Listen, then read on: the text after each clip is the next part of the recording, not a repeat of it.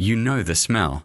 That specific, cloying scent of cheap pepperoni, stale cardboard, and regret. It seeps into your upholstery. It gets into your clothes. After a week, you stop smelling it. After a month, your girlfriend stops hugging you because you smell like a walking deep fryer. After 6 months, which is where I am now, you feel like the grease has worked its way through your pores and is currently lubricating your actual soul. I drive a 2008 Honda Civic with a cracked windshield and a muffler that sounds like a dying lawnmower. I work for Papa Tony's. Not the chain. The other one. The independent one that sits next to a laundromat and a vape shop on the edge of town, right where the suburbs bleed out into the deep woods. This isn't a story about a ghost in the attic. This isn't about a monster under the bed. This is about the economics of survival in a dying rural town, and the things we ignore just to make rent. Let me set the scene. The town is called Blackwood Ridge. It's one of those places that looks charming on a postcard but feels like a prison when you actually live there. We have 3 churches, 4 bars, and miles of 2-lane blacktop that wind through thick, suffocating pine forests. Streetlights are a luxury we don't have out past the county line. When you're out on a delivery at 11 p.m., the only light comes from your high beams and the occasional reflection of eyes in the tree line. I took the job because the mill closed down and the gas station wasn't hiring. The manager, a guy named Stan who looks like he's made entirely of sweat and cigarette ash, hired me on the spot. He didn't ask for a resume. He just asked if I had a working vehicle and if I was afraid of the dark. I thought he was joking. He wasn't. The first phase of this job, the part I want to tell you about today, is just the grind. It's the boredom. It's the realization that you are completely alone out there.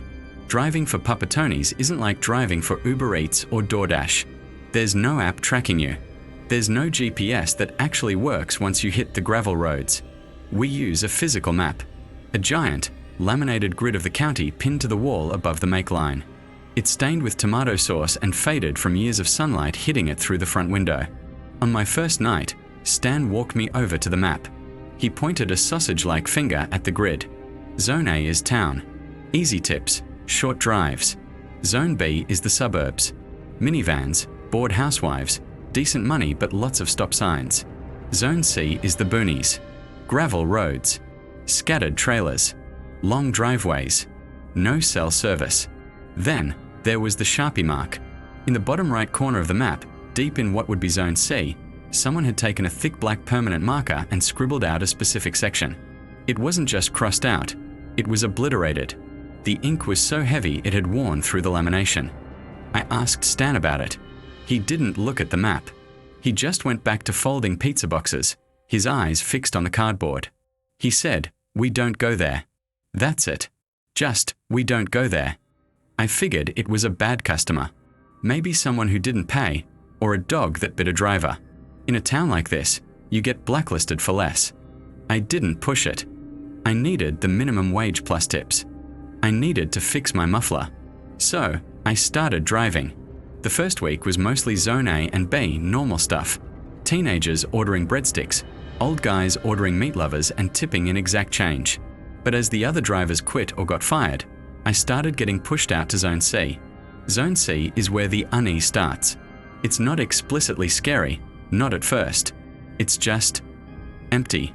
You turn off the paved road onto gravel, and the sound of your tires changes.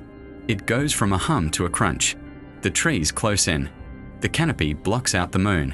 You lose the radio signal, leaving you with nothing but the sound of your own engine and the rattle of the heat bag in the passenger seat. The houses out here are usually set back 100 yards from the road. You have to drive down these long, winding driveways. Sometimes there's a gate. Sometimes there's just a no trespassing sign with bullet holes in it. After a month, I realized there was a protocol. Nobody wrote it down, but the other drivers, the few that lasted, followed a specific set of behaviors. It's like a silent language of survival.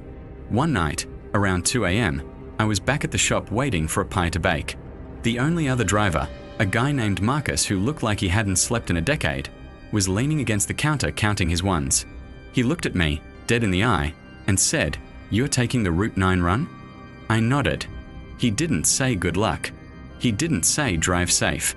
He pulled a crumpled napkin out of his pocket and wrote something down. He slid it across the stainless steel counter. "Read it," he said. "Memorize it. Then throw it away." I looked at the napkin. It was a list of rules. At the time, I thought he was hazing me, trying to scare the new guy. But looking back, I realized Marcus was trying to save my life. Here is what was written on the napkin, verbatim. Rule 1. If the GPS tells you to turn left onto Old Miller Road, ignore it. The bridge has been out since '96, but the GPS doesn't know that. If you turn there, you'll be stuck, and you don't want to be stuck near the creek after midnight. Rule 2. If you pull up to a house and all the lights are off, leave the engine running. Keep the headlights on the front door. If nobody answers after the first knock, leave. Do not knock twice. Do not go around back. Just leave the pizza on the porch and get back in the car. Rule 3. We deliver to the trailer park on the ridge, but only to lots 1 through 10. If an order comes in for lot 12, tell Stan the oven is broken. Tell him you have a flat tire. Do whatever you have to do. Lot 12 burned down 5 years ago. If you see lights on inside lot 12, do not look at them. Rule 4. Always carry a flashlight. Not the one on your phone. A real, heavy mag light. It's good for seeing house numbers, and it's good for hitting things if a dog rushes you. Rule 5. This is the important one. If you are driving in Zone C, and you see a woman in a white dress walking on the side of the road, do not slow down. Do not look in your rearview mirror. Just keep driving. She isn't hitchhiking. I laughed when I read the last one. I actually laughed. I looked up at Marcus and asked if he was serious with the ghost story crap. Marcus didn't laugh. He just picked up his keys, grabbed a stack of pizzas, and walked out the door. The bell chimed as he left, and the silence that rushed back into the shop felt heavier than before. I crumpled the napkin and put it in my pocket. That night, I had a delivery out on the edge of the scribbled-out zone. It wasn't in the forbidden area, but it bordered it. It was a double pepperoni to a place called the Henderson Farm. The drive was 20 minutes of gravel. My Civic bounced and rattled. The dust from the road coated my rear window so thick I couldn't see out of it. It was pitch black. No moon. Just the tunnel of my headlights cutting through the pines. I was bored. That's the thing about horror movies. They skip the boredom. They skip the 40 minutes of driving where nothing happens. I was listening to a podcast about finance, trying to figure out how to invest money I didn't have, just trying to keep my brain from eating itself. I found the Henderson place. It was a nice farmhouse. Porch lights on. A golden retriever barked at me from behind a fence. Normal. Completely normal. I walked up, handed the pizza to a nice old lady who tipped me $5, and walked back to my car. As I was opening the door, I looked out toward the property line. The Henderson farm ended at a barbed wire fence. Beyond that was dense forest. And beyond the forest, according to the map back at the shop, was the blacked out zone. I stared into those trees. It wasn't that I saw anything. It was the feeling of being seen. You know that prickle on the back of your neck? That evolutionary alarm bell that rings when a predator is watching you? It was deafening. The woods were silent. No crickets. No wind. Just dead, heavy stillness. I got in my car, locked the doors, and reversed out of there faster than I should have. I didn't look in my rearview mirror. Not because of Marcus's rule, but because I was afraid of what I might see in the red glow of my tail lights. When I got back to the shop, Stan was on the phone. He looked pale. Paler than usual. He hung up when I walked in and ripped a ticket off the printer. He stared at the ticket for a long time. Then he looked at the map. Then he looked at me. "I need you to take one more," he said. His voice was tight. I looked at the clock. It was 1:45 a.m. We closed at 2 o'clock. "Where to?" I asked, hoping it was just down the street. Stan didn't answer. He just slid the ticket across the counter. I picked it up. The address wasn't a street number. It was just coordinates, latitude and longitude, and a note in the special instructions box. The note said, "Leave it at the gate. Don't come inside. We are hungry." I typed the coordinates into my phone. The pin dropped right in the middle of the blacked out area on the map. The place we don't go. The place with the heavy Sharpie ink. I looked at Stan. "You said we don't go here," I said. Stan wiped his forehead with a greasy rag. "The owner called," he said. "The big boss. He said this one has to go out. He said he's paying triple the delivery fee. And he's tipping $100. Cash. $100. That was my phone bill. That was a new tire. That was groceries for 2 weeks. I looked at the map again. The black void in Zone C seemed to be vibrating under the fluorescent lights. I'm not going there, Stan, I said. Stan leaned in close. He smelled like yeast and fear.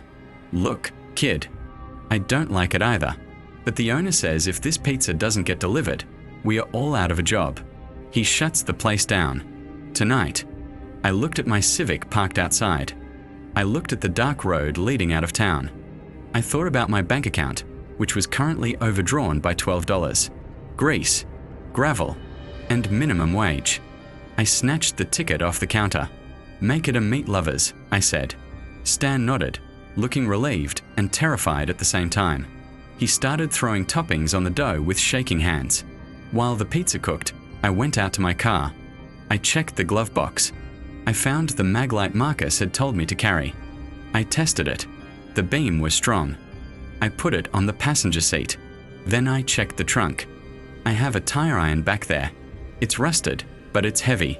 I moved it to the floorboard of the passenger side, right within reach. I wasn't planning on fighting a ghost. I was planning on fighting a crackhead or a wild dog. That's the reality of this job. You worry about the tangible threats first. Stan came out with the box. He didn't put it in the heat bag. He just handed it to me through the window. Drive fast, he said. Don't stop for anything. And for God's sake, don't get out of the car until you see the gate. I put the car in gear. The gravel crunched under my tires as I pulled onto the main road. The town was asleep. The stoplights were blinking yellow. I turned left, heading away from civilization, heading toward Zone C toward the black mark on the map. The further I drove, the darker it got. The streetlights vanished. The houses became sparse. The radio static took over the finance podcast, dissolving the advice about 401ks into white noise. I was 20 minutes in when I realized something. The smell. The smell of the pizza next to me. It didn't smell like pepperoni and cheese anymore. It smelled like copper. It smelled like wet earth. It smelled like meat that had been left out in the sun too long. I glanced at the box. It was sitting there, innocuous, a red and white cardboard square. But the smell was filling the car, choking me. I rolled down the window to get some fresh air, but the air outside was worse. It was cold, unnaturally cold for July. And silent. My GPS announced, turn right on unmarked road. I looked at the turn. It wasn't a road. It was a tunnel of trees. Branches hung low, scraping the roof of my car as I turned in. The gravel was loose, almost like driving on marbles. My headlights barely penetrated the darkness. I checked the odometer. 2 miles to the coordinates. This is where the boredom dies. This is where the survival instinct kicks in.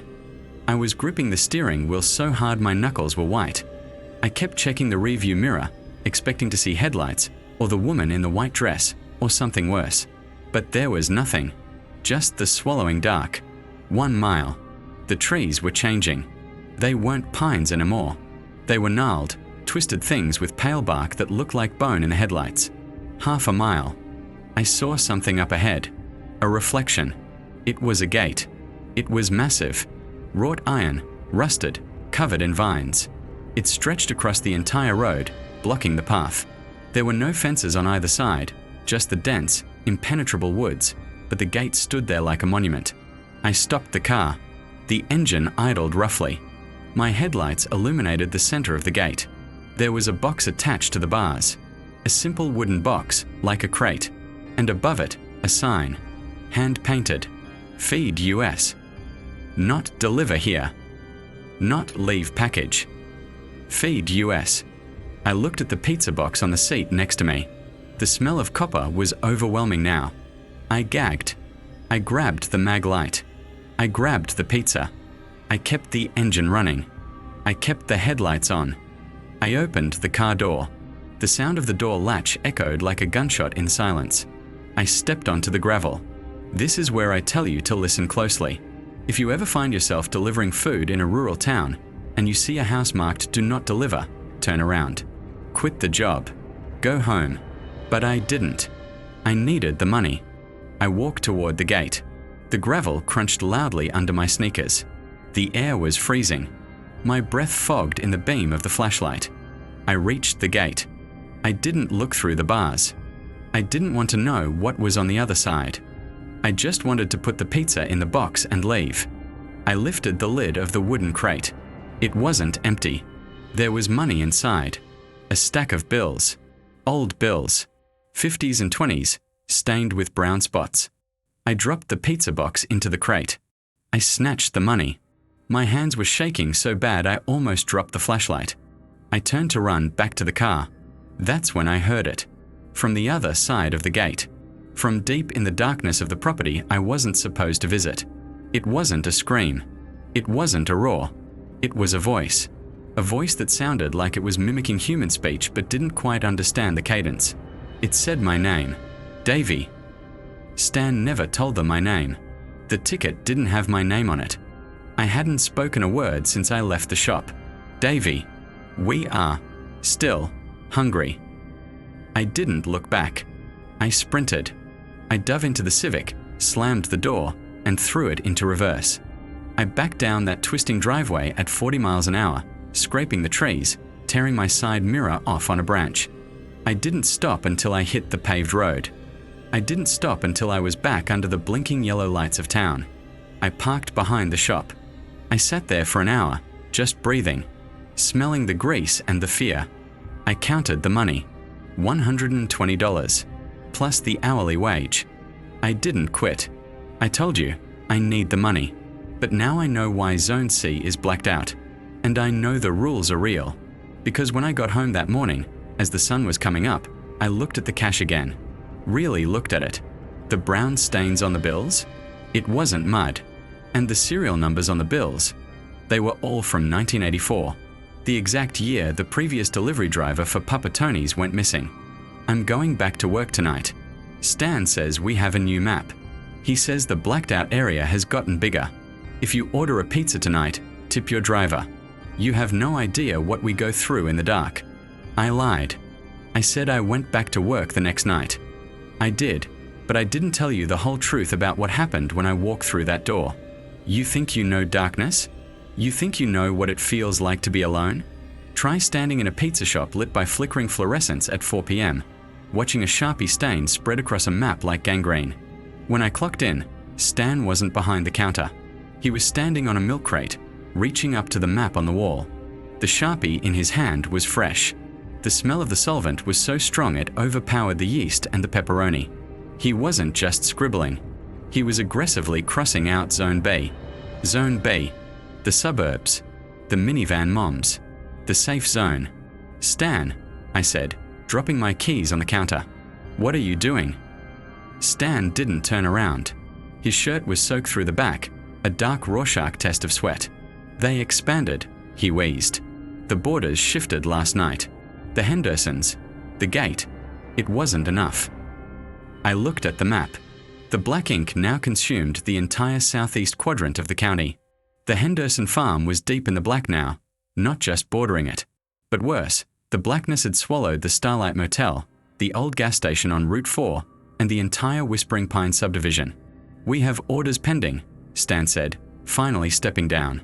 His eyes were bloodshot, rimmed with a yellow crust that looked like infection. We have to deliver. The economy doesn't stop just because reality does. He slid a ticket across the counter. It wasn't a farmhouse this time. It wasn't coordinates. Location, the Starlight Motel. Room 104. Order, large cheese. No sauce. Special instructions, do not look at the pool. The Starlight Motel is, or was, in Zone B.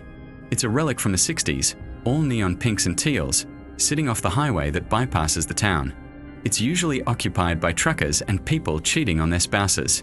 It's seedy, but it's real. It belongs to the world of the living. Or it did. Stan, the Starlight is in the new black zone, I said, tapping the fresh ink on the map. The owner called, Stan repeated, like a broken NPC in a glitchy video game. Triple pay. $100 tip. We need the money, Davey. The oven needs repairs. He was right. I looked at the register. We hadn't sold a single slice all day. The town felt quieter than usual. Even the traffic outside sounded muffled, distant. I took the ticket. I took the pizza. I took the mag light. "Hey," Stan said, stopping me as I pushed the door open. "Marcus left another note. Found it in the locker." He handed me a slip of yellow legal pad paper. The handwriting was jagged, frantic. Rule 6. If the radio turns on by itself, let it play. Do not turn it off. If it's static, that's fine. If it's a voice reading numbers, count them. If the count goes past 10, drive into the ditch. It's better than where the road will take you. Rule 7. The exclusion zone mimics. If you see another Papa Tony's car, do not wave. We only have 2 drivers, and Marcus is gone. My stomach dropped. Marcus is gone. Stan looked away, focusing on folding a box. Didn't come in today. His car is still in the lot. I walked out to my Civic. Marcus's Toyota Corolla was there, parked crookedly in the further spot. The driver's side door was slightly ajar.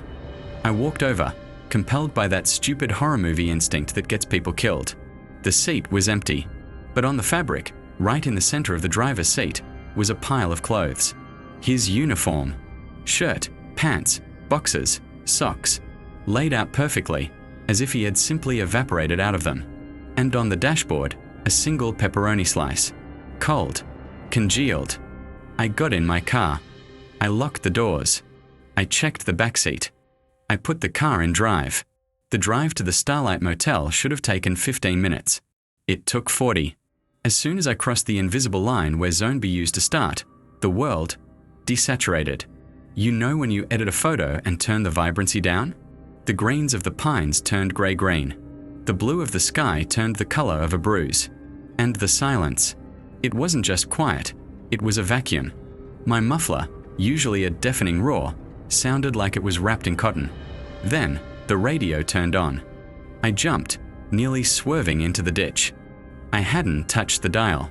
The display flickered green. Static. Purely white noise. I remembered Rule 6. Let it play. I gripped the wheel, my knuckles white. The static hissed and popped. Then, a voice cut through. It wasn't a broadcast voice. It was synthetic, choppy, like a TikTok text-to-speech generator but deeper. Amber alert. Blackwood Ridge area. Be on the lookout for a suspicious vehicle. 2008 Honda Civic. Grey. License plate KL4-9Z. My heart hammered against my ribs. That was my car. That was my plate. Suspect is described as biological matter disguised as David Miller. I slammed on the brakes. The car skidded on the asphalt. Biological matter disguised as David Miller.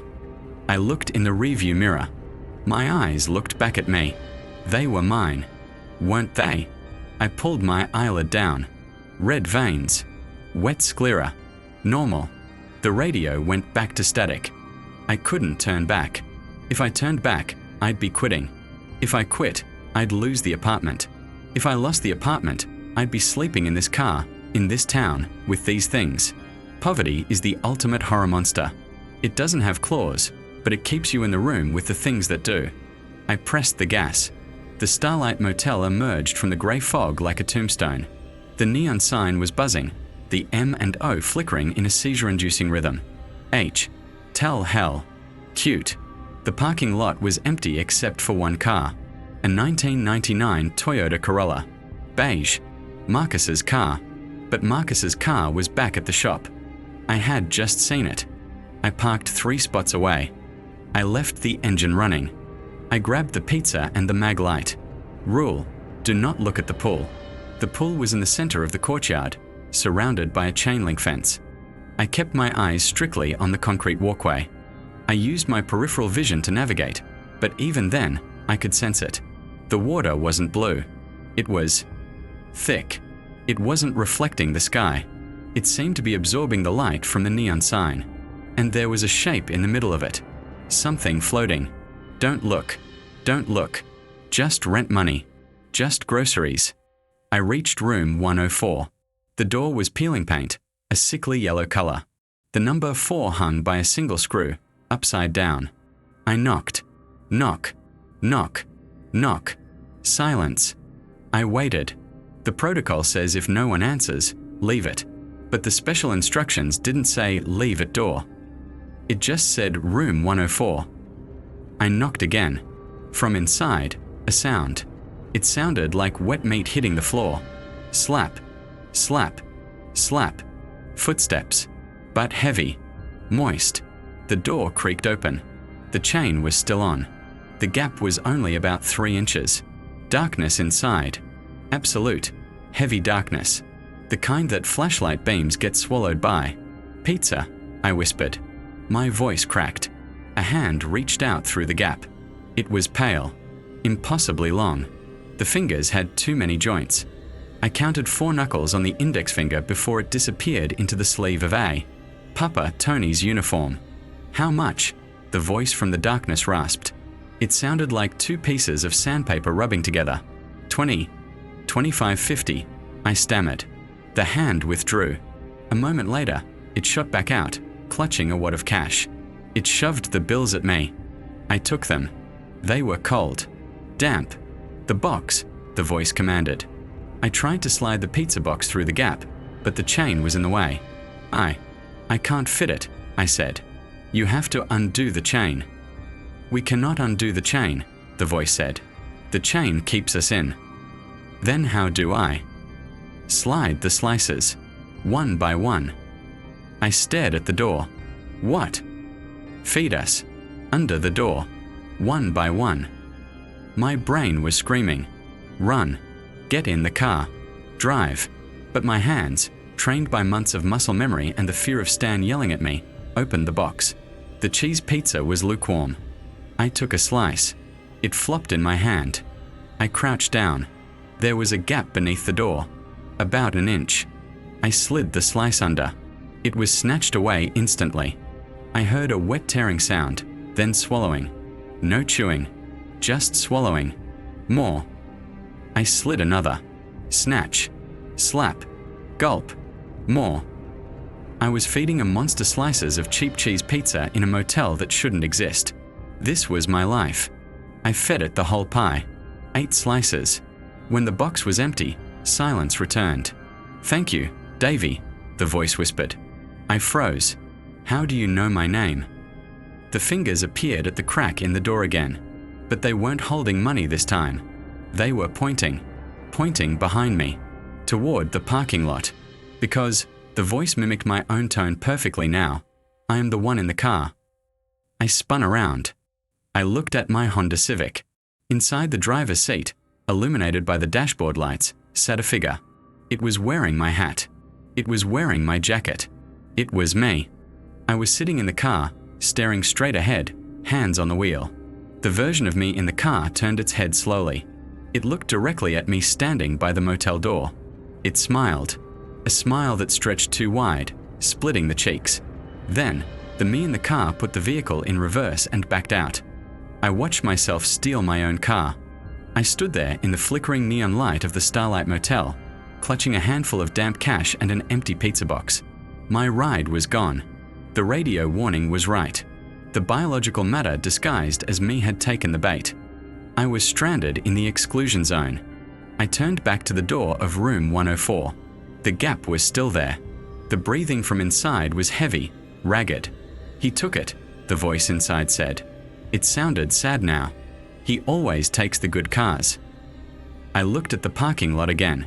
The only vehicle left was the beige Toyota Corolla, Marcus's car.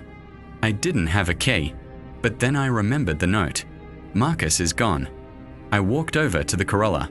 The door was still ajar, just like I'd seen it in the vision, or whatever that was, back at the shop. I climbed into the driver's seat. I sat on the pile of Marcus's clothes. It felt wrong, intimate, and violating, sitting on the empty shell of a man. The keys were in the ignition. I turned them. The engine sputtered, then roared to life. But the sound wasn't a normal engine. It sounded like screaming. Thousands of tiny, distant screams grinding together to make the pistons fire. I put it in drive. As I pulled out of the lot, I broke the rule. I couldn't help it. The reflection in the rearview mirror caught my eye. I looked at the pool. The black liquid was churning, and rising from the center wasn't a person. It was a geometry, a shape that hurt my eyes to look at, a non-Euclidean structure of bone and neon light. And standing at the edge of the pool, watching me leave, was a woman in a white dress. She wasn't hitchhiking. She was waving. She was holding a pizza bag. I floored it. The Corolla screamed down the highway. I didn't look at the speedometer. I didn't look at the road signs, which were now all blank white rectangles. I drove until the grey faded back into the dark blue of night. I drove until the silence was replaced by the hum of distant traffic. I drove until I saw the flickering sign of Papa Tony's. I parked the screaming Corolla in the back. I ran inside. Stan was there. He was scrubbing the counter. He looked up when I burst in. He didn't look surprised to see me. He didn't look surprised that I was driving Marcus's car. "Did you get the tip?" he asked. I threw the damp cash on the counter. It slapped wetly against the metal. Stan didn't count it. He just swept it into the register. "Good," he said. "You did good, Davy." I saw myself, I gasped, leaning against the make line, trying to keep my legs from buckling. "Stan," I saw myself drive my car away. "Who is that? What is this place?" Stan stopped scrubbing. He looked at me with those sad, bloodshot eyes. "That's the tax," he said softly. "Every time the zone expands, it needs new assets. It took your car. It took your image. But it let you keep your mind. Consider yourself lucky." Lucky? I screamed. "I'm stranded. I'm driving a dead man's car that screams when I accelerate." "It's a company car now," Stan said, turning back to the oven. "And you have another run." He slapped a new ticket on the counter. I looked at it. Location: the County Water Tower. Zone: C, deep zone. Order: 2 large pepperoni. Instructions: climb to the top. Drop them in. Don't listen for the splash. I looked at Stan. I looked at the map. The black ink was pulsating now, actually moving, throbbing like a heartbeat on the paper. "I can't," I whispered. "The money, Davy," Stan said without looking back. "Think about the money. You made $300 tonight in 40 minutes. Where else are you going to get that?" He was right. God help me, he was right. I grabbed the ticket. I grabbed the pizzas. I walked back out to the screaming Corolla. I checked the glove box. There was a new napkin in there. Marcus's handwriting again. But the ink was fresh. Wet. Rule 8. If you are driving the Corolla, never look in the back seat. I am still back there. And I am not happy. I adjusted the rearview mirror so it pointed at the ceiling. I put the car in gear. The screams began again. I'm heading to the water tower now. If you live in Blackwood Ridge and your water tastes like pepperoni tomorrow, don't drink it. And if you see a grey Honda Civic driving around with a driver who smiles too wide, run. That's not me. That's just the delivery. I adjusted the rearview mirror so it stared blankly at the stained beige fabric of the Corolla ceiling. I didn't want to see Marcus. I didn't want to know if he was sitting up or if he was just a heap of spiritual static bleeding into the upholstery. The smell was bad enough. Old pennies and ozone. The engine screamed as I merged onto County Road 9. It wasn't a metaphor. As the RPMs climbed past 3,000, the mechanical whine under the hood shifted into a low, human moan that pitched up into a shriek. I had to turn the radio up to drown it out, but the radio was just dead air and the occasional popping sound that sounded like knuckles cracking. The water tower is supposed to be easy. It sits on the highest point of Blackwood Ridge, a rusty steel bulb on spider legs that overlooks the tree line. You can see it from the high school football field. It's a physical anchor. It shouldn't be hard to find.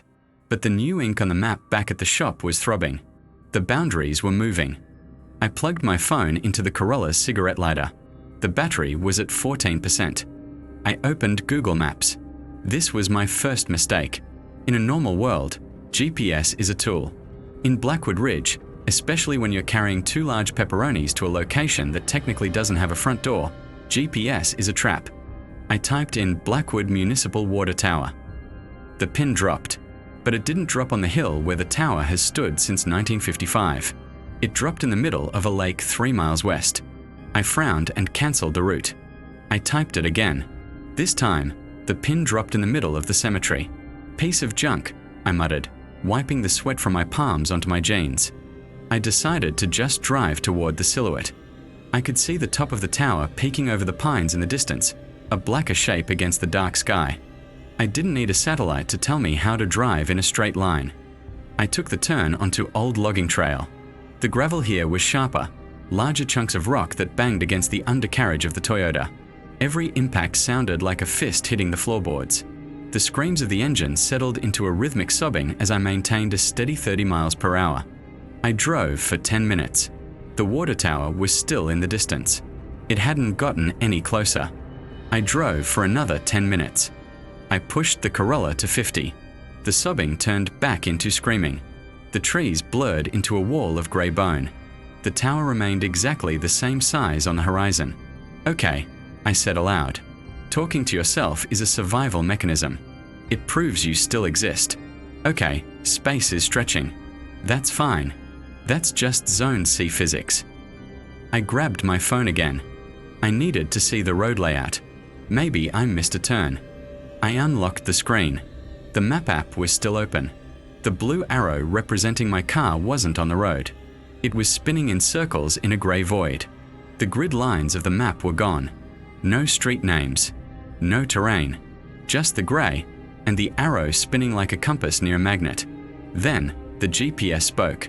It wasn't the standard female voice. It was the Sinzai's voice I'd heard on the radio earlier. The one that sounded like a TikTok trend undergoing a demonic possession. Recalculating. I threw the phone onto the passenger seat. Recalculating. Turn around. You are going the wrong way. I looked out the windshield. The road was straight. The tower was ahead. Turn around, Davy. The road behind you is shorter. I gripped the wheel. Shut up, I hissed. Make a U-turn. There is a shortcut through the ditch. Trust the algorithm. I glanced at the phone screen. The map had changed. The grey void was filling in with red lines. Not roads. Veins. The map was drawing a circulatory system. And the blue arrow was moving backward, even though I was driving forward. That's when the headlights flickered. Total darkness for 2 seconds. At 50 miles an hour on a gravel road, 2 seconds is an eternity. When the lights buzzed back on, the road was different. It wasn't gravel anymore. It was paved. Fresh black asphalt, perfectly smooth, with bright yellow lines painted down the center. I slammed on the brakes. The Corolla skidded, the tires smoking. I sat there, breathing hard. We don't have roads like this in Blackwood Ridge. Our roads are cracked, pothole disasters. This was pristine. It looked like it had been laid 5 minutes ago. And there were streetlights. Tall, modern LED streetlights lining the road, casting a sterile white glow that made the forest on either side look like a stage set. I looked at the GPS. The screen was black. Then, white text appeared. Signal lost. Estimated arrival. Never. I looked in the rearview mirror. I kept it angled at the ceiling, but I could see the reflection of the road behind me. There was no road behind me. Where the asphalt should have trailed off into the dark, there was just a wall. A wall of dense, impenetrable fog that was rolling forward, eating the yellow lines. It was chasing me. I hit the gas. The Corolla screamed, and this time, I swear I heard a second voice join the harmony from the backseat. A low, baritone panic. Go, go, go. I drove down the perfect, impossible highway. The speedometer hit 60, 70. The steering wheel shook violently. The streetlights whipped past in a strobe effect. Turn left. The phone buzzed. I looked left. There was nothing but trees. Thick, gnarled oaks pressing against the guardrail. Turn left now. There's no road. I shouted. Turn left. The destination is in the trees. I ignored it. I kept going straight. The fog in the rearview mirror was gaining on me. It wasn't just fog. It was erasing things. As it rolled over a streetlight, the light didn't just dim, it vanished. The pole, the bulb, the electricity, gone. Deleted from existence. You missed the turn, the voice said. It sounded angry. Recalculating. Suddenly, the steering wheel locked. Not mechanically.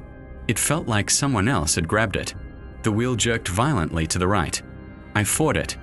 I wrestled with the plastic rim, my tendons popping. The car swerved, tires screeching on the perfect asphalt. "Let go!" I screamed at the empty car. "Let go, Marcus!"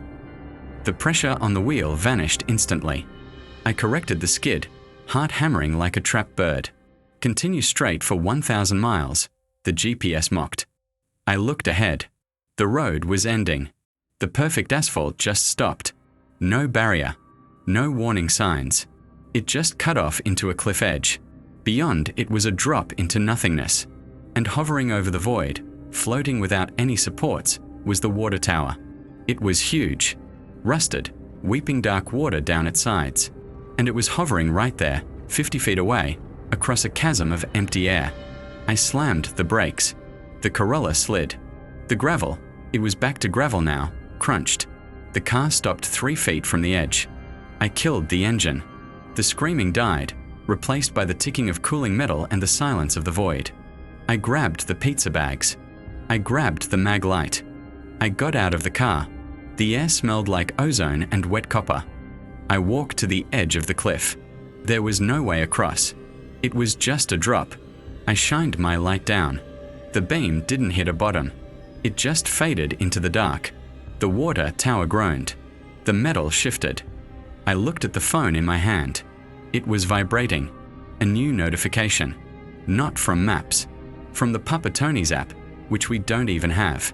Message from admin. Throw them. I looked at the pizzas. 2 large pepperonis. Throw them. I whispered. The tower groaned again. A hatch on the top of the tank slowly creaked open. It was 100 feet up and 50 feet across the gap. Message from admin. You have a strong arm. Don't miss. A miss is a deduct. I put the mag light on the ground, aiming it at the tower. I unzipped the heat bag. I took out the first box. It was hot. Surprisingly hot. I stepped to the edge of the cliff. I'm not a baseball player. I'm a delivery guy. But adrenaline is a hell of a drug. I held the box like a frisbee. Special delivery, I muttered. I spun and threw it. The box sailed through the air, rotating perfectly. It crossed the void.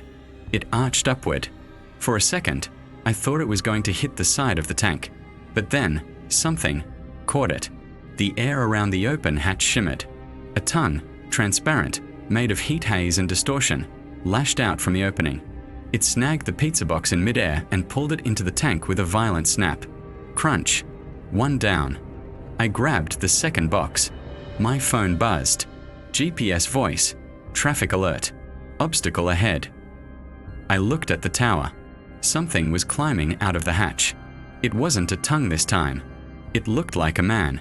But it was made of water. Dark, sludge-like water holding a human shape. It pulled itself up to the rim of the tower and stood there, silhouetted against the lack of stars. It pointed at me. Then it pointed at the car behind me. I looked back at the Corolla. The back door was opening. I hadn't unlocked it. Slowly, a pair of legs swung out. They were wearing Papa Tony's uniform pants. They were covered in mud. I froze. The figure in the backseat stood up. It didn't have a head, just a jagged stump of neck where the skin had been torn away. It began to walk toward me. I looked at the pizza box in my hand. I looked at the water thing on the tower. I looked at the headless driver walking toward me on the cliff edge. Rerouting, the phone on the ground screamed. Rerouting to hell. I didn't think. I threw the second pizza. I threw it hard. Not at the hatch. I threw it at the headless thing. The box hit the headless driver in the chest. It burst open. Pepperoni and cheese splattered against the uniform. The thing stopped. It touched the pizza sauce on its shirt. Then, from the tower, the waterman let out a sound that shook the ground. A roar of rushing liquid. The waterman leaped. It cleared the 50-foot gap in a single bound. It landed on the cliff edge, right on top of the headless driver. Water and mud exploded. The two entities clashed, rolling on the ground, a tangle of sludge and rot. I didn't wait to see who won. I grabbed my phone. I grabbed the mag light. I dove into the driver's seat of the Corolla. I slammed the door. The keys were still in the ignition. I turned them. The engine didn't scream this time. It laughed. A cold, mechanical chuckle. I threw it in reverse. I backed away from the cliff, spinning the wheel, spraying gravel. I drove. I didn't use the GPS. I didn't look at the road. I just drove away from the edge, heading blindly into the dark. After 5 minutes, the streetlights returned. Then the pavement turned to crummy asphalt. Then I saw the flickering sign of the laundromat. I was back in town. I parked the car. I sat there for a long time, listening to the engine cool down. The laughing had stopped. The screaming had stopped. I looked at my phone. Order complete. Tip added. $0. Note: pizza was damaged. No tip. Of course, I whispered. Of course. I walked into the shop. Stan was there. He handed me a mop. Floor's dirty, he said. I looked at him. I just fed a water demon and saw a headless corpse. And the floor is still dirty, Stan said. Clean it up. We close in 10 minutes. I took the mop. As I swirled the soapy water on the tiles, I felt my pocket vibrate. I pulled out the phone.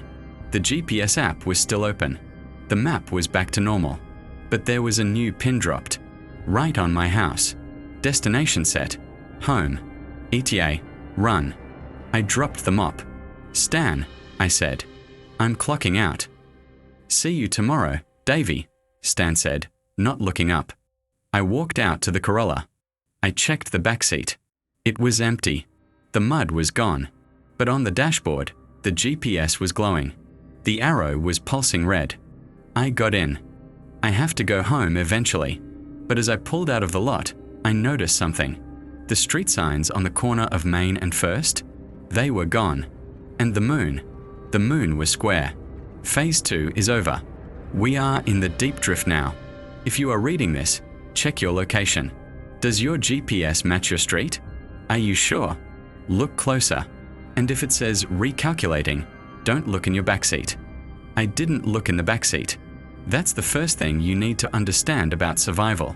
Curiosity isn't a virtue out here. It's a death sentence. When the GPS says recalculating and the air pressure in the car drops so fast your ears pop, you don't turn around to see who or what is sitting behind you. You fix your eyes on the road. You turn the volume of the radio up until the static bleeds out the sound of heavy, wet breathing from the rear, and you drive. I drove until the sun came up. Or what passes for the sun in Blackwood Ridge these days.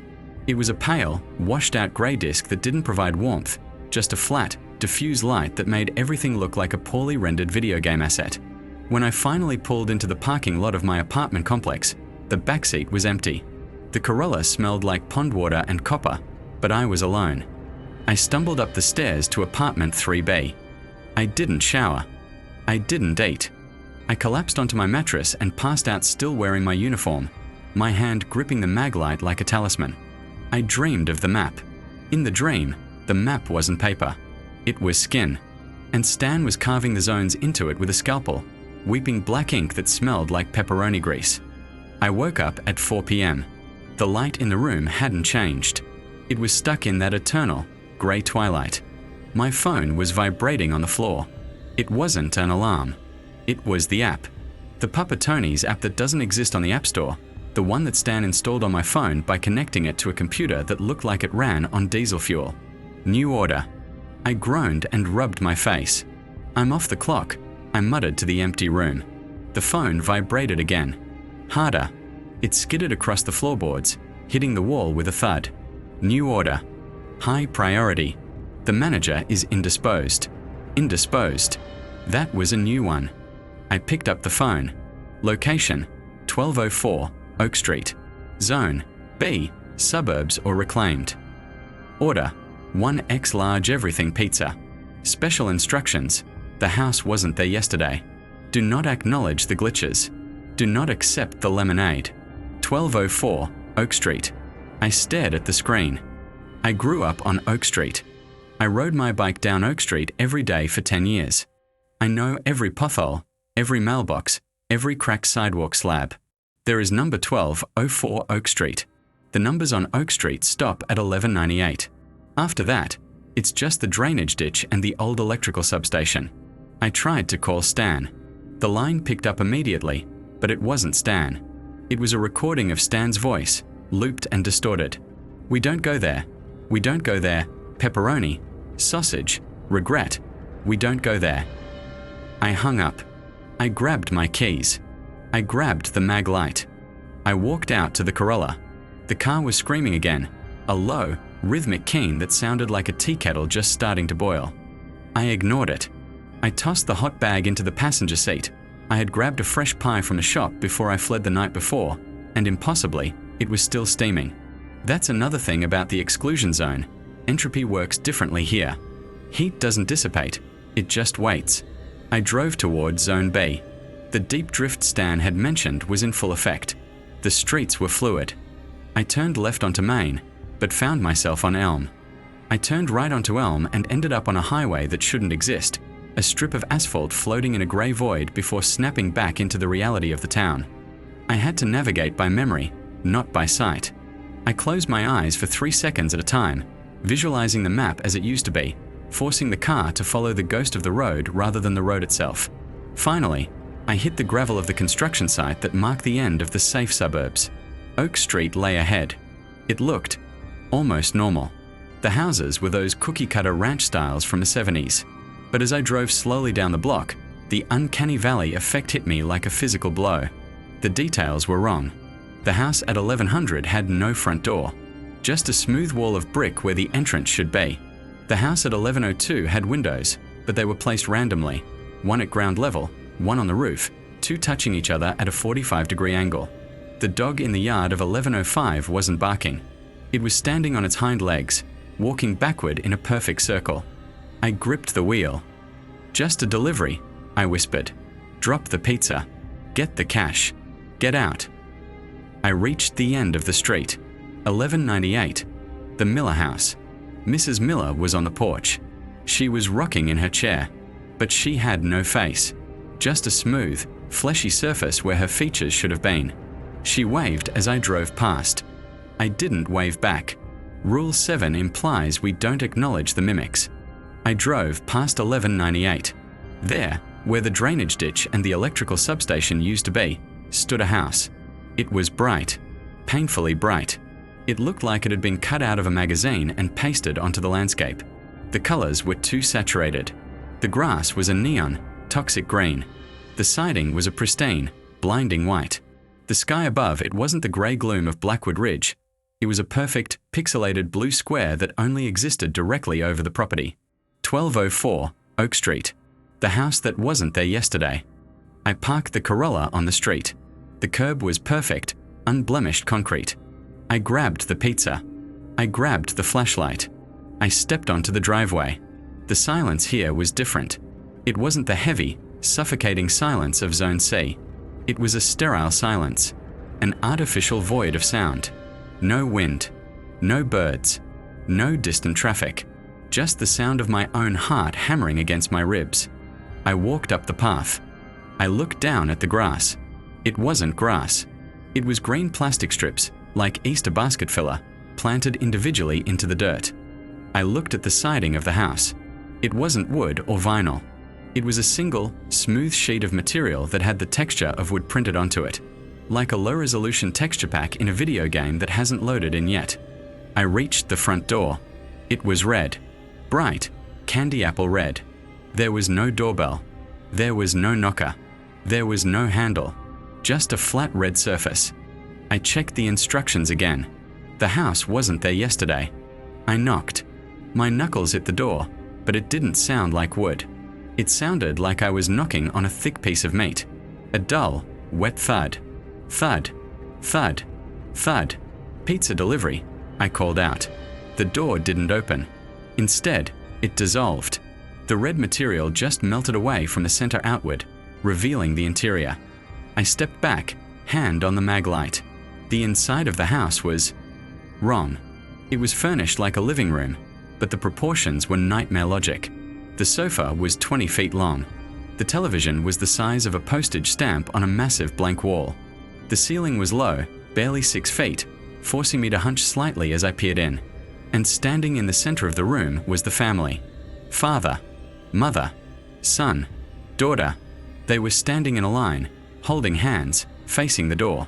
They were dressed in 1950s attire. Suits and dresses. but their clothes were part of their skin.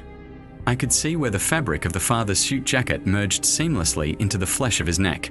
"Hello, service worker," the father said. His mouth didn't move. The sound came from everywhere at once, projected from the walls. "I have a delivery for 1204, I said, my voice trembling. "We are 1204, the mother said. Her eyes were painted on. Large, cartoonish ovals that didn't blink. "We are the new demographic. We are the expansion." "That'll be $30, I said, holding out the pizza box. "Please." The father stepped forward. He moved like a stop-motion puppet, jerking from one pose to the next without the fluid transition of movement in between. "We do not have currency," the father said. "We have potential." "I need cash," I said. "Store policy." "We have lemonade," the daughter said. She held up a pitcher. The liquid inside was yellow, but it was viscous. It moved like sludge. "Instruction: do not accept the lemonade." "No lemonade," I said quickly. "Just, look, if you don't have money, I have to take the pizza back." This was a bluff. If I took the pizza back, Stan would dock my pay. Or worse, the pizza would start to rot in the car and attract the things from the woods. But I couldn't stay here. My skin was crawling. The air coming out of the house smelled like fresh plastic and ozone.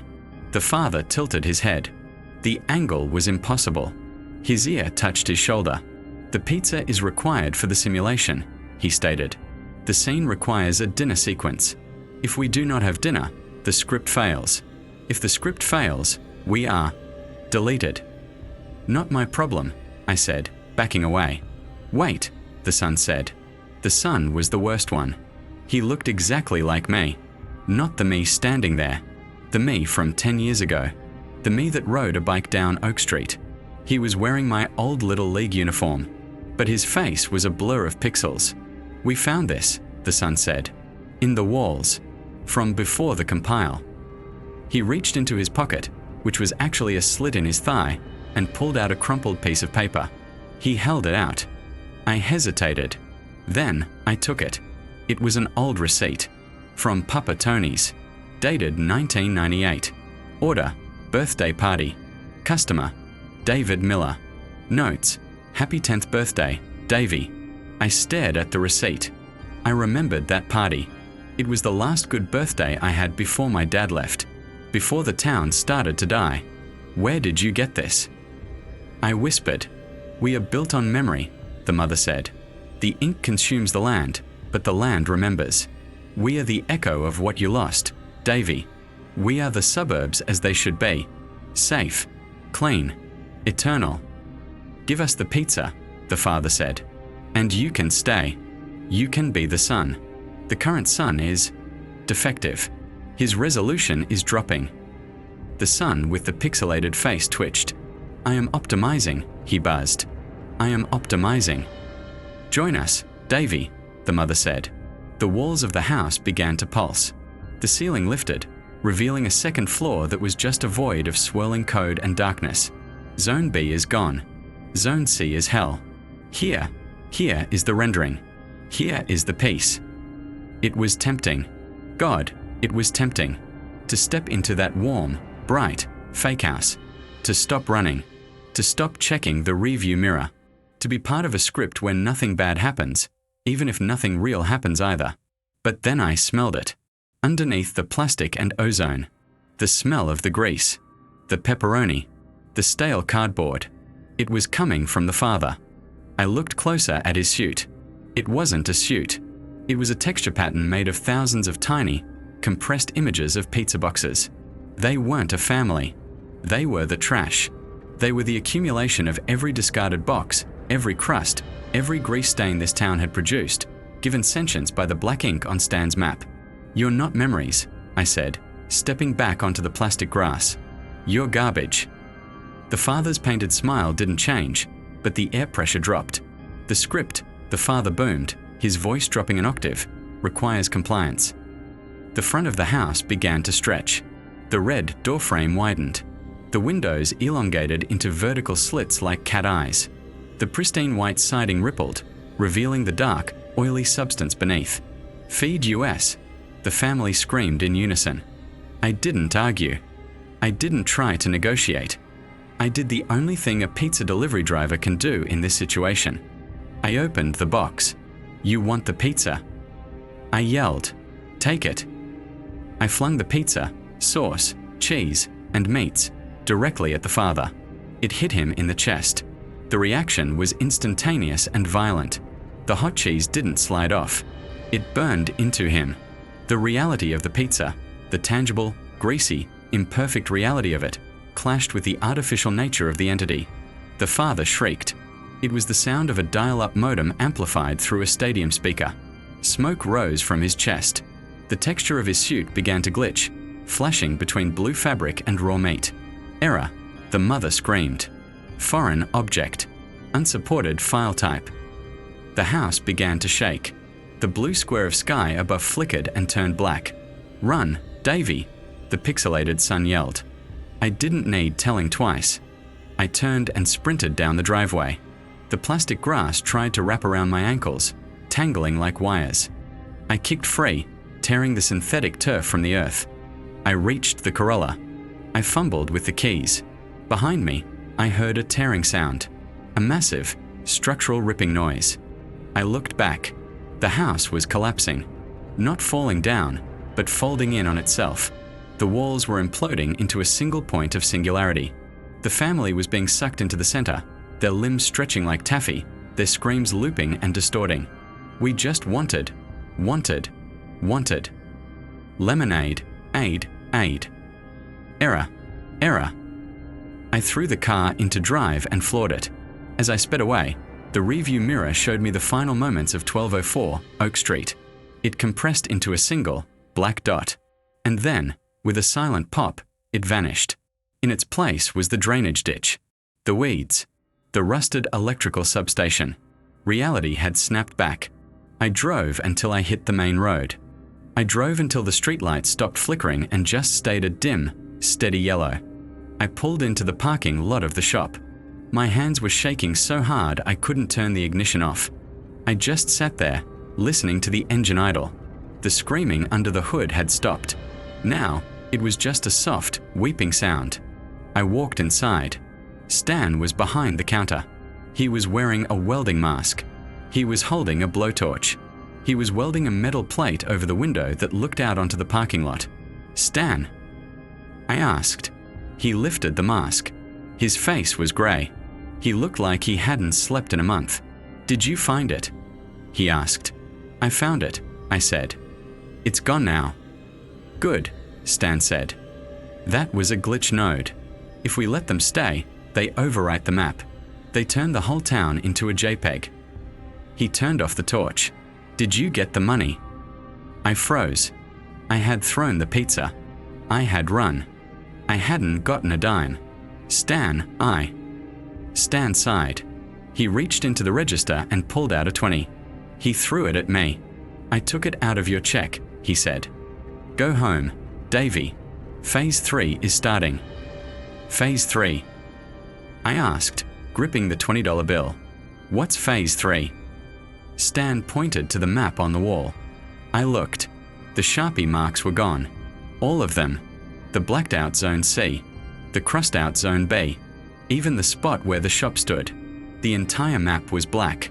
Every inch of it had been colored in with the marker, except for one small, white circle in the very center of the town. "Where is that?" I asked, pointing to the white circle. "That," Stan said, putting the welding mask back on, "is the Papa Tony's franchise in the next county. The one with the salad bar." "So we are going there?"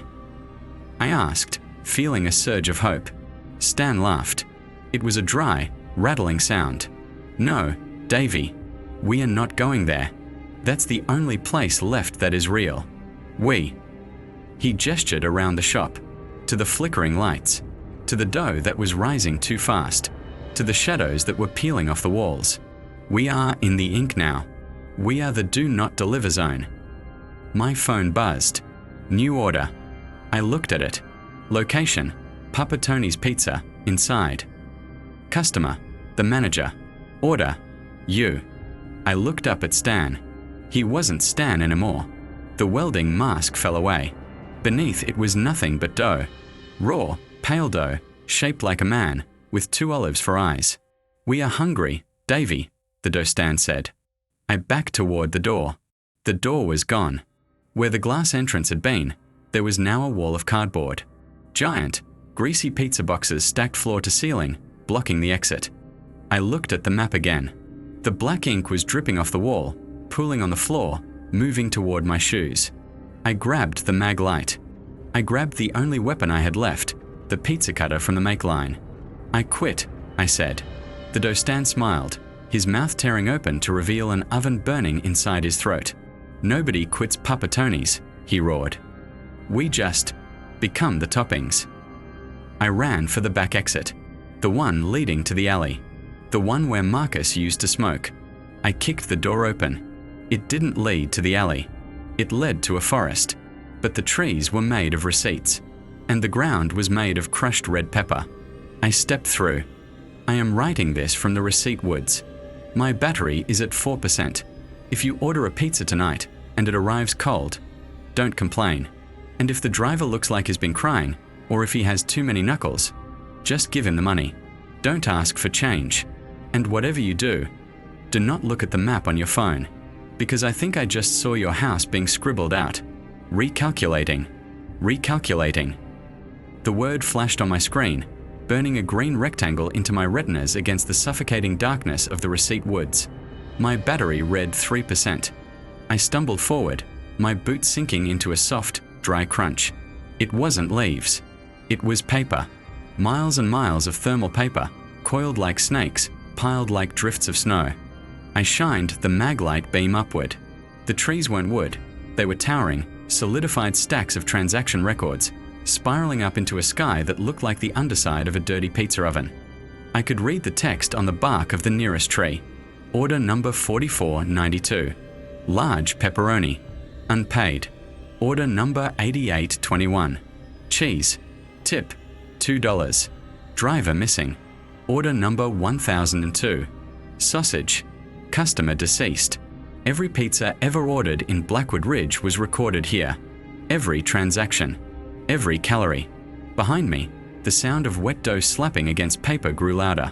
Thwack. Squelch. Thwack. Dough Stan was coming. And he wasn't alone. I could hear the rustle of the canopy, the sound of 1,000 receipts tearing at once. The woods were waking up. My phone buzzed. A sound that shouldn't exist in a forest made of trash. Battery critical. New objective. Severance package. I stared at the screen. You have been selected for early retirement.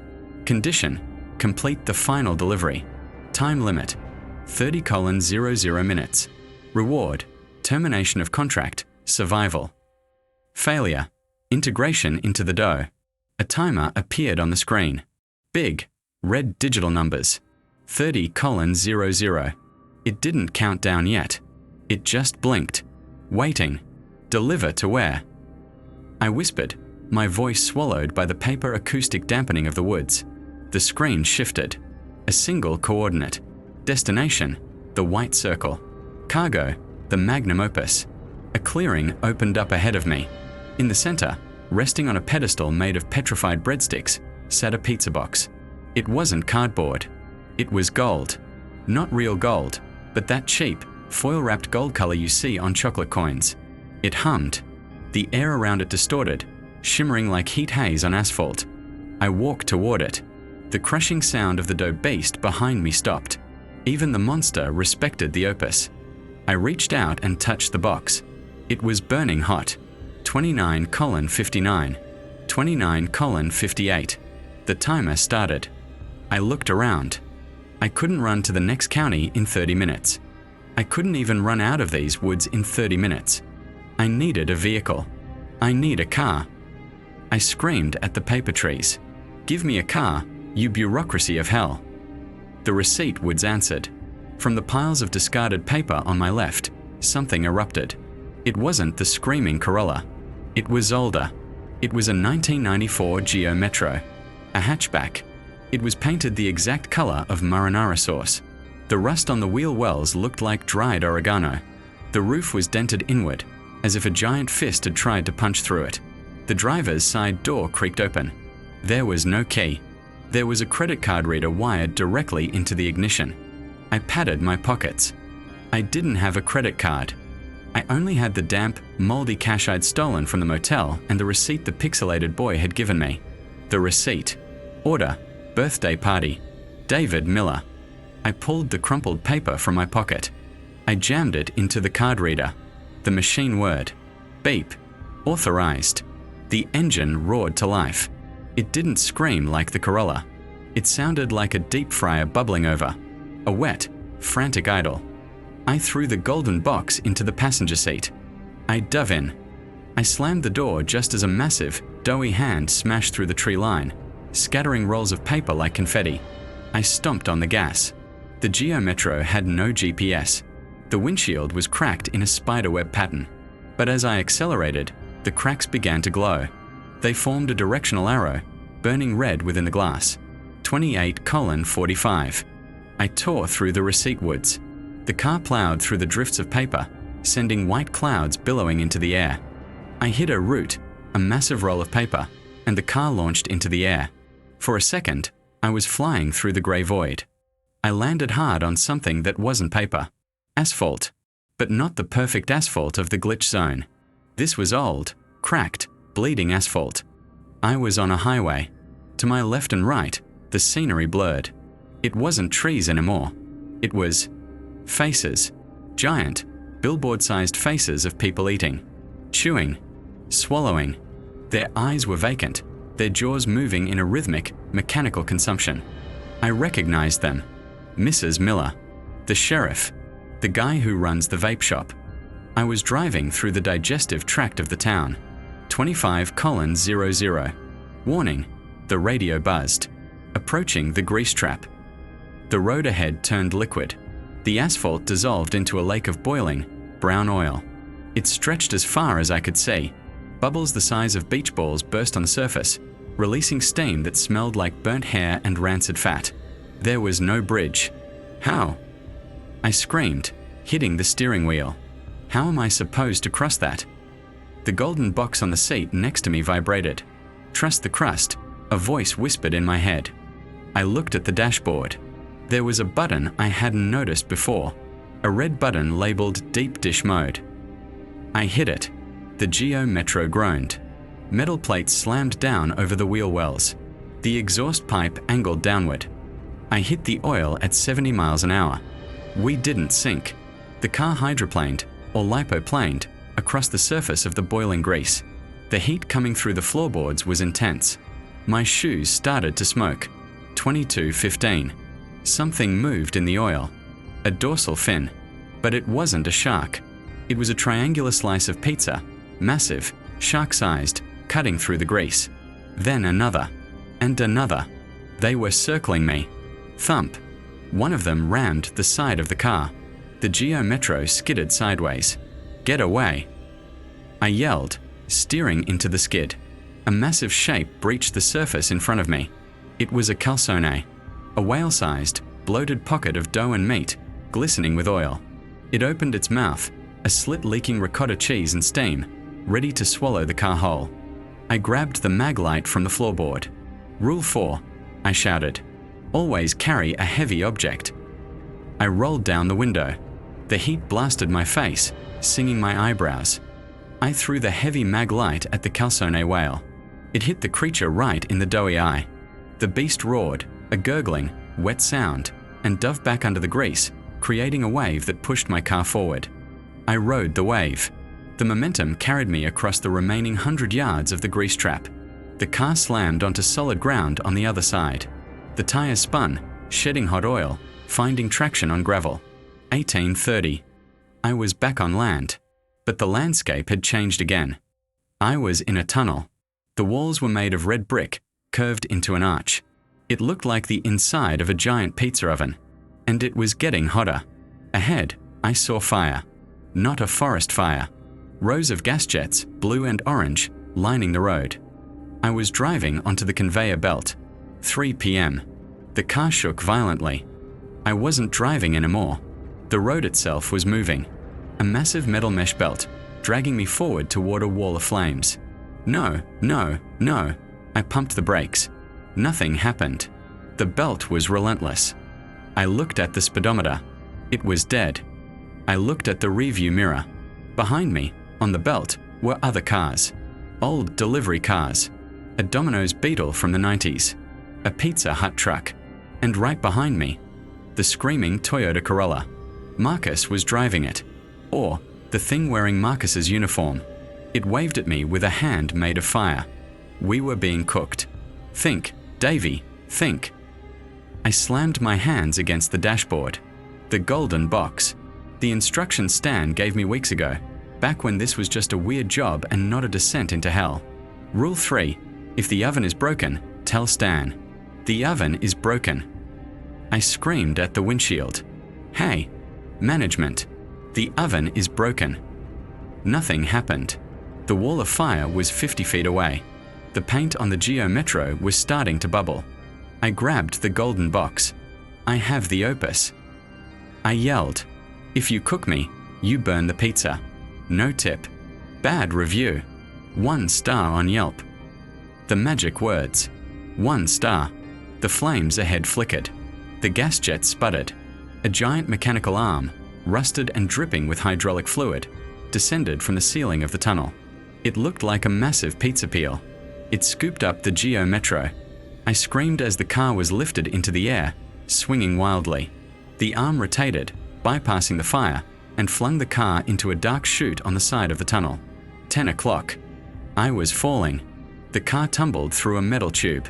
Gravity felt wrong here. Up was left, down was sideways.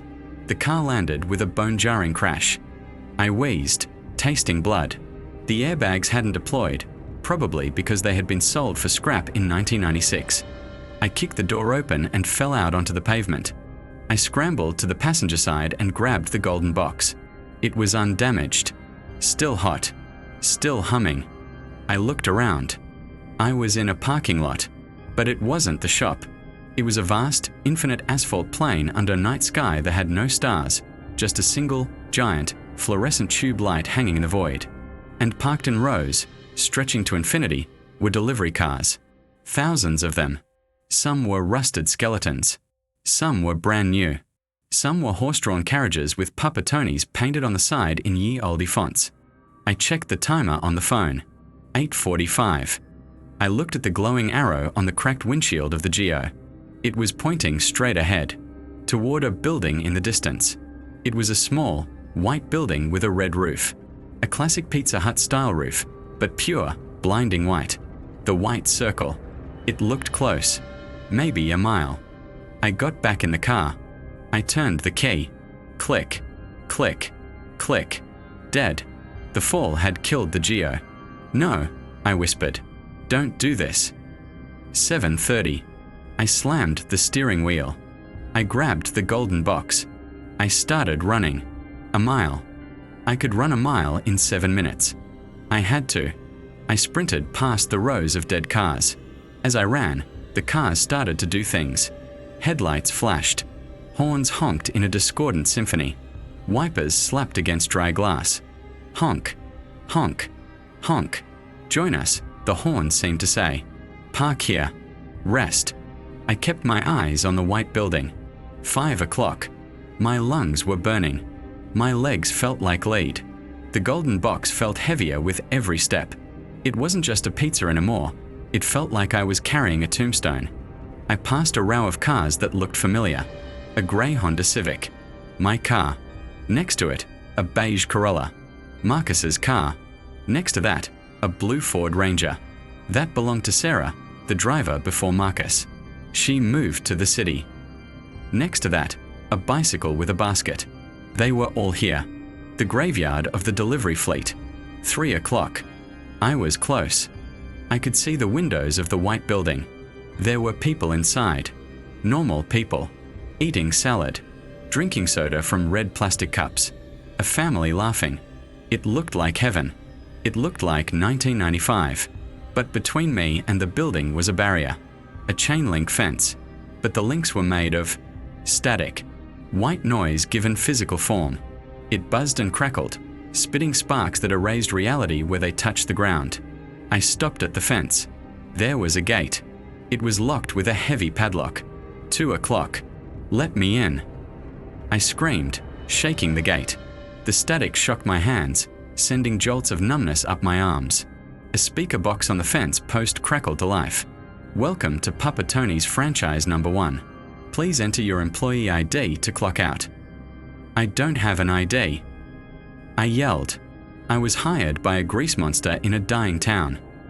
ID required. Or, please scan the delivery item. I held up the golden box. A red laser scanned it.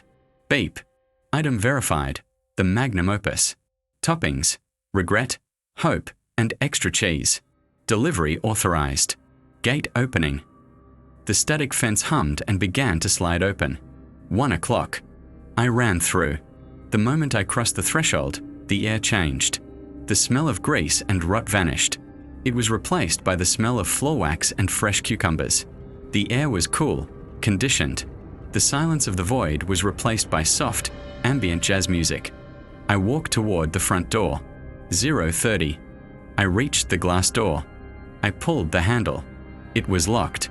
I stared at the sign on the glass. Hours of operation. 11 a.m. to 10 p.m. I looked at my watch. It was 10:01 p.m. No, I whimpered. No, no, no. I pounded on the glass. Open up. I have the delivery. I made the time. Inside, a man in a clean white shirt and a red tie was wiping down a table. He looked up. He saw me, a filthy, blood-stained, oil-soaked maniac holding a golden pizza box. He pointed to his wrist. We are closed. 0:15. My phone began to vibrate violently. Final warning. Delivery incomplete. Assimilation imminent. I looked behind me. The static fence was gone. The parking lot was gone. A wall of black ink was rolling toward me. It was 50 feet high. I could see faces in the ink. Stan, Marcus, the family from Zone B. They were reaching for me. I looked at the glass door. I looked at the golden box. The magnum opus. If they wouldn't open the door, I would make a door. I backed up 3 steps. I swung the golden box like a battering ram. 30 minutes or your life. I screamed. I smashed the box into the glass. 0:03. The glass shattered. Not like normal glass. It shattered into diamonds. Into glittering dust. I fell through the frame, landing on cool, checkered linoleum. 0:01. The black ink slammed against the outside of the building. But it didn't enter. It hit an invisible barrier right where the glass used to be. The ink hissed and boiled, unable to cross into the franchise. Midnight. Silence. Just the soft jazz music. Girl from Ipanema. I lay on the floor, breathing hard. My chest felt like it had been cracked open. The man in the red tie walked over to me. He didn't look scared. He looked annoyed. He looked down at me. Then he looked at the golden box, which was now dented and sitting open on the floor. Inside, the pizza was glowing. It was perfect. The cheese was bubbling. The pepperoni was arranged in a perfect spiral. The man picked up a slice. He inspected it. He took a bite. He chewed slowly. I held my breath. He swallowed. Crust is a little soggy, he said. He reached into his pocket. He pulled out a single, crisp dollar bill. He dropped it on my chest. Here's your tip. He turned and walked back to the counter. You're fired, kid. You broke the door. That comes out of your final check. I lay there and started to laugh. I laughed until I cried. I laughed until my ribs hurt. I was fired. I was safe. I picked up the dollar bill. It was real. It had a serial number. It had George Washington. I stood up. My legs were shaking. Hey, I called out to the manager. Where's the exit? He pointed to a door marked employees only. Back there. Leads to the alley. Takes you to the highway. You can hitchhike to the city from there. I grabbed the dollar. I didn't take the pizza box. I walked to the back door. I paused. On the wall next to the door was a map. A map of the county. It was clean. No Sharpie marks. No black zones. just roads and towns. But as I looked closer, I saw something. In the corner, near the city, there was a tiny, red dot, and someone had written in very small letters next to it, "Coming soon." I pushed the door open and walked out into the cool night air. The stars were back. The real stars. I started walking toward the highway. I didn't have a car. I didn't have a job. I had $1 and a traumatic stress disorder that would probably last a lifetime. But I was out. I stood by the side of the road, sticking my thumb out. Headlights appeared in the distance. A car slowed down. It was a grey Honda Civic. My heart stopped. The window rolled down. The driver leaned out. He was a young kid, maybe 19. Acne scars, tired eyes, wearing a generic t-shirt. "Need a lift?" he asked. I looked at the car. It wasn't my Civic. The license plate was different.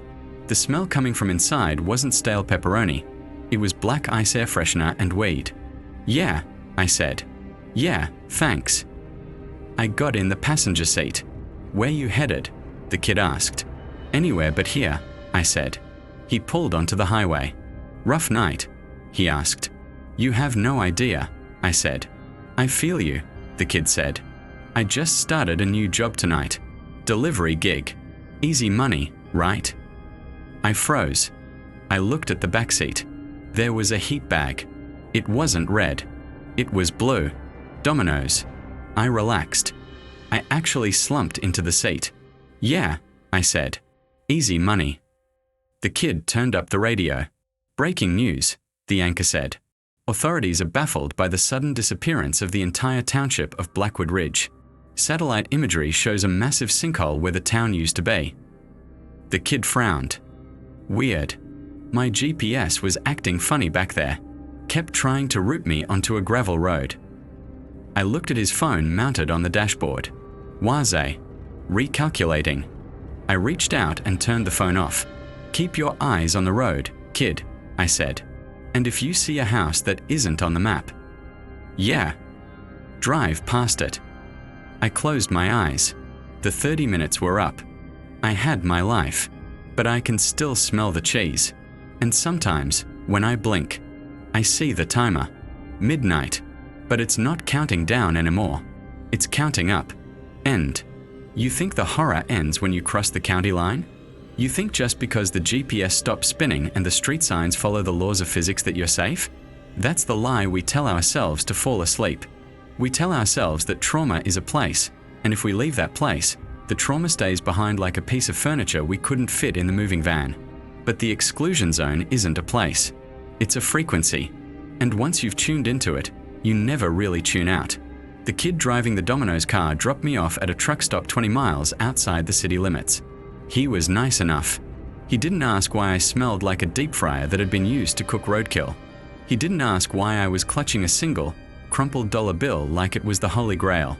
He just asked if I was okay. "I'm fine," I lied. "Just keep the change." I got out of his car. I watched him drive away. I watched his taillights fade into the normal, non-threatening dark. And for a second, I felt relief. Then I looked down at my hand.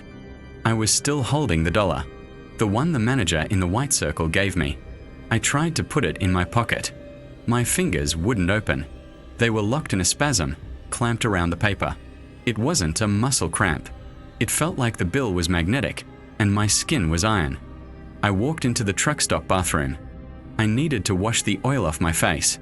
I needed to scrub the memory of the receipt woods out of my pores. I looked in the mirror. My eyes were bloodshot. There was dried marinara sauce in my hair. But that wasn't what scared me. What scared me was the timer. It was still there, hovering in the upper right corner of my vision, translucent red numbers burning against the dirty tile of the restroom. 45 minutes and 12 seconds. It was counting up. 45 minutes since I broke the glass. 45 minutes since I escaped. I turned on the faucet. The water came out brown and rusty. I flinched, expecting it to form a hand and grab my throat. But it was just bad plumbing. Just normal, neglecting infrastructure. I scrubbed my face until the skin was raw. I looked at the dollar bill again. George Washington wasn't looking at the left. He was looking at me. And he wasn't smiling. He looked hungry. I managed to pry my fingers open. I set the bill on the edge of the sink. I wanted to leave it there.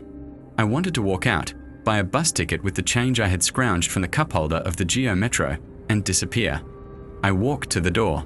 48 minutes. I reached for the handle. A wave of nausea hit me so hard my knees buckled. It wasn't just sickness, it was a physical pull. A sensation like a fishhook caught in my gut, reeling me backward. I looked back at the sink. The dollar bill hadn't moved, but the shadows around it were stretching. They looked like fingers.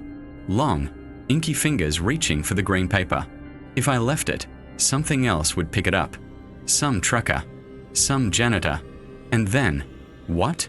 Would the franchise start there? Would the receipt would sprout from the urinals?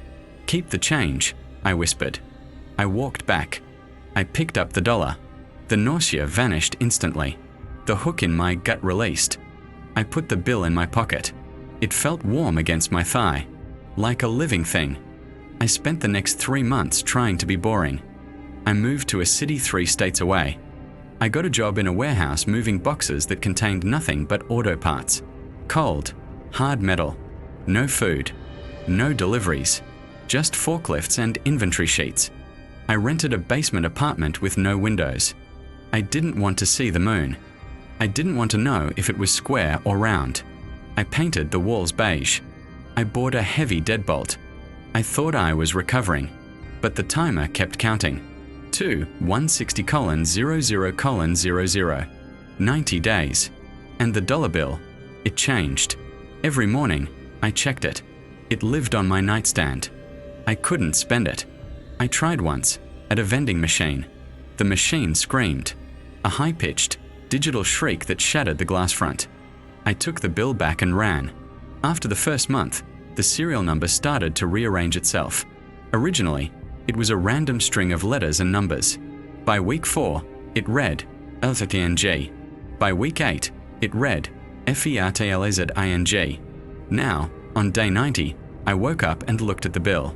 The green ink was darker. The pyramid on the back, the eye at the top was open, and the Latin phrase underneath had changed. It didn't say Novus Ordo Seclorum. It said Papa Tony's Eternum. I sat on the edge of my bed, head in my hands. The smell of grease was faint, but it was there. It was coming from the nightstand. I decided to burn it. I couldn't live like this, a hostage to a piece of paper. I took the bill to the kitchen sink. I grabbed a lighter. I held the flame to the corner of the bill. The paper didn't catch fire. It didn't char. Instead, the flame turned green. It danced along the edge of the bill, licking the paper like a tongue, and then extinguished itself. The bill was cold to the touch. And then my phone buzzed. I hadn't had a cell phone in 3 months. I threw my old one into a river the night I escaped. I bought a burner flip phone with no data plan, just calls and texts. But the buzz wasn't a text notification. It was a specific vibration pattern. 3 shorts, 1 long. The new order notification. I stared at the flip phone sitting on the counter. No, I whispered. This phone doesn't have the app. It's impossible. The phone vibrated again. It walked across the counter, buzzing aggressively against the laminate. I picked it up.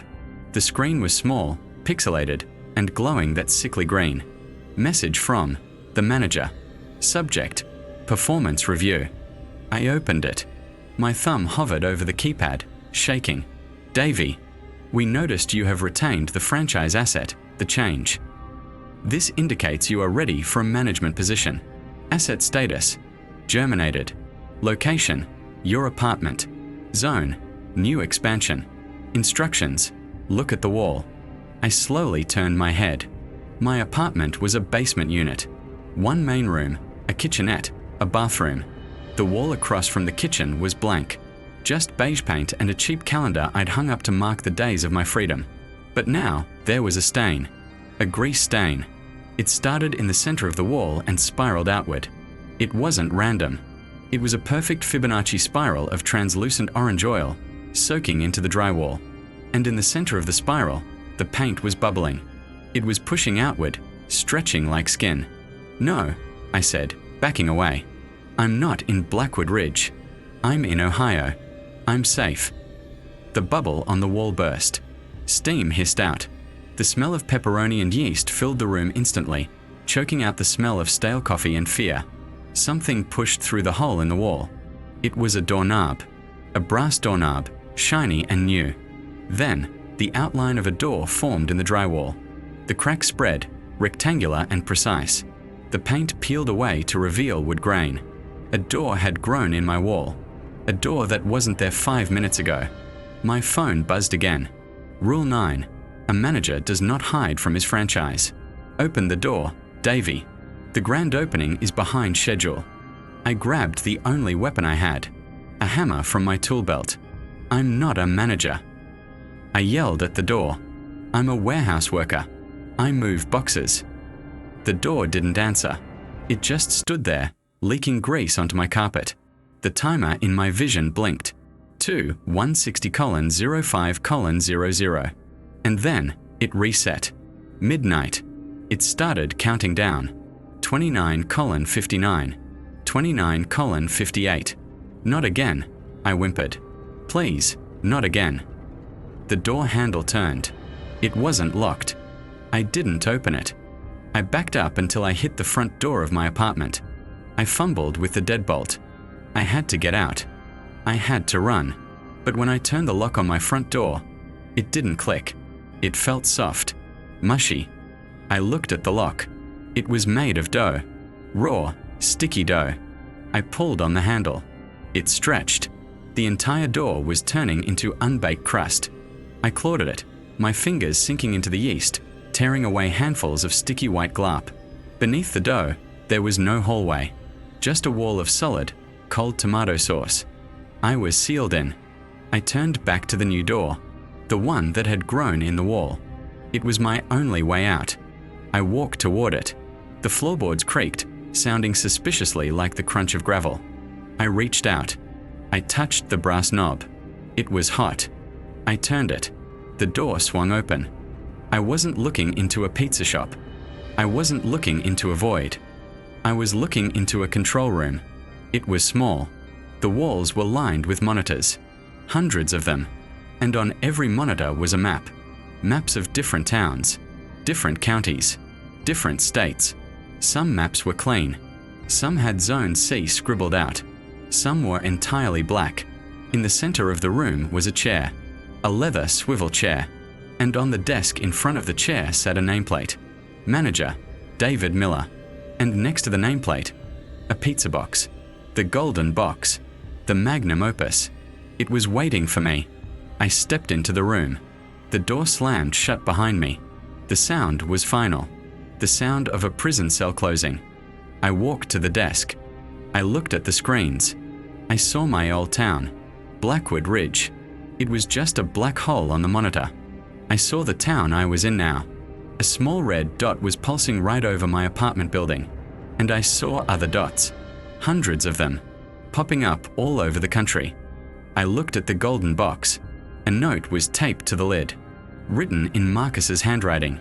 You kept the change, Davey. The dollar isn't money. It's a share. You bought in. Welcome to corporate. The delivery phase is over. The logistics phase begins. Your shift starts now. I sat in the chair. It was comfortable. Suspiciously comfortable. I looked at the dollar bill in my pocket. I pulled it out. It unfolded itself. It wasn't a bill anymore. It was a menu. But the items weren't pizzas. Menu. 1. Zone expansion. 2. Resource allocation. Doa blood. 3. Driver recruitment. 4. The special. Do not open. I looked at the monitors. On screen 4, I saw a grey Honda Civic pulling up to a house in a suburb in Arizona. The driver looked young. Scared. He was looking at his phone. He looked confused. I reached for the microphone on the desk. My hand moved on its own. Muscle memory from a job I never applied for. I pressed the button. Driver 442, I said. My voice sounded different. Deeper. Distorted. Ignore the GPS turn left at the dead tree. On the screen, the driver jumped. He looked around his car. He listened to the voice from the sky. He turned left. He drove into a patch of darkness that shouldn't have been there. I released the button. I felt sick. I felt powerful. I looked at the timer in my vision. Error. The numbers scrambled. Then they formed words. Employee of the month. I opened the golden pizza box. It wasn't a pizza inside. It was a map of the world. Pristine. White. I picked up the Sharpie sitting on the desk. It smelled of ozone and pepperoni. I uncapped it. I'm sorry, I whispered to the empty room. I just need the money. I looked at the map. I looked at the city I used to call home. I brought the marker down, and I started to scribble. Rules for the new management phase. 1. If you hear a voice on your GPS telling you to turn where there is no road, that's me. I'm trying to meet my quota. I'm sorry. 2. If you find a dollar bill with an eye on the back that blinks, burn it. Burn it immediately. Do not keep the change. 3. Papa Tony's is hiring. Always hiring. We offer competitive rates, dental, and existential dread. 4. We are currently expanding into your area. Please pardon our dust. And the screaming. Recalculating. End of phase. Keep the change. Next phase. Corporate restructuring.